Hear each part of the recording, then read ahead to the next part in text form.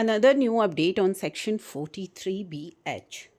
Last video में हमने आपके साथ डिस्कस किया था जो कि सीएनबीसी के सोर्सेज से इंफॉर्मेशन मिली थी कि ये जो सेक्शन है जिसमें कि एक सब क्लोज डाला गया है वो आपका इम्प्लीमेंट होगा अप्रैल 25 से, ऐसा सोर्सेज से पता लगा है।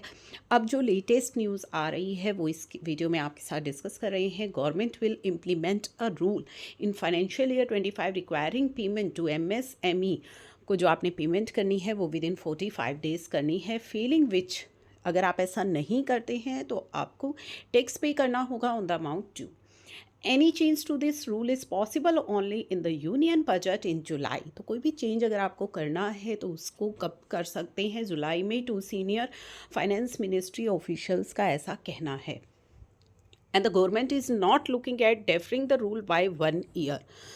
तो एज़ पर दिस न्यूज़ की government is not considering to defer this rule by 1 year, जैसा कि ट्रेडर्स की मांग थी। According to the finance act 2023 companies need to make.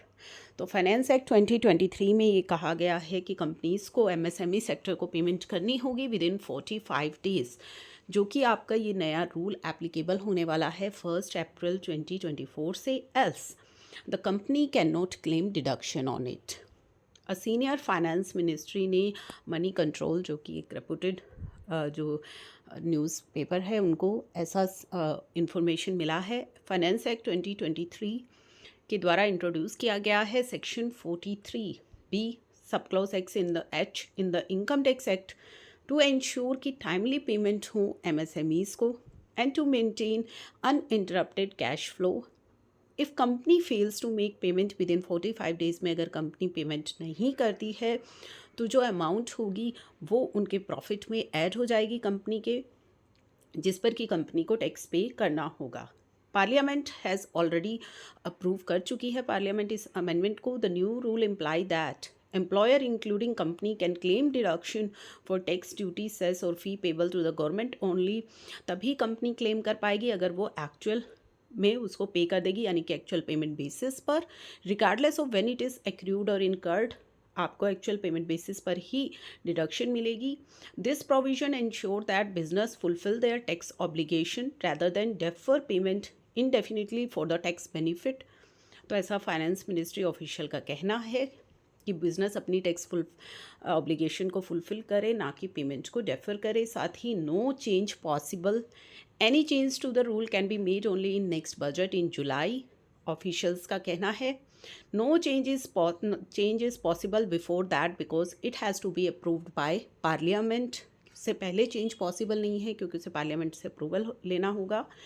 Even ordinance route is not feasible नहीं रहेगा क्योंकि पार्लियामेंट जो है वो सेशन में नहीं है टू अप्रूव इट टिल जुलाई। तो CAIT जो कि confederation of all India traders है, उन्होंने इस रूल को पोस्टपोन करने की मांग करी है क्योंकि अभी ज़्यादा क्लैरिटी नहीं है इस पर लेकर के। तो अभी जो आपके पास न्यूज़ है वो यही आ रही हैं कि कुछ सोर्सेज का कहना है कि ये जो रूल है ये गवर्नमेंट डेफर करने के लिए कंसीडर कर रही है। तो जो भी फाइनली इसका अपडेट आएगा, कोई भी नोटिफिकेशन जब तक नहीं आ जाती तब तक हम यही मान करके चलेंगे कि 1 अप्रैल 24 से ही ये रूल लागू होने वाला है। जब गवर्नमेंट की कोई ऑफिशियल अनाउंसमेंट या कोई ऑफिशियल नोटिफिकेशन आएगी कि ये 1 अप्रैल 25 से इफ़ेक्टिव होगा, उसके बाद ही जो है ये तय होगा कि ये कब से एप्लीकेबल होने वाला है। तो जैसे ही कोई नोटिफिकेशन आती है वो आपके साथ शेयर करेंगे। तब तक के लिए चैनल को सब्सक्राइब ज़रूर कर लीजिएगा ताकि कोई भी इम्पॉर्टेंट न्यूज़ इससे रिलेटेड आए वो आपको टाइमली मिल जाए।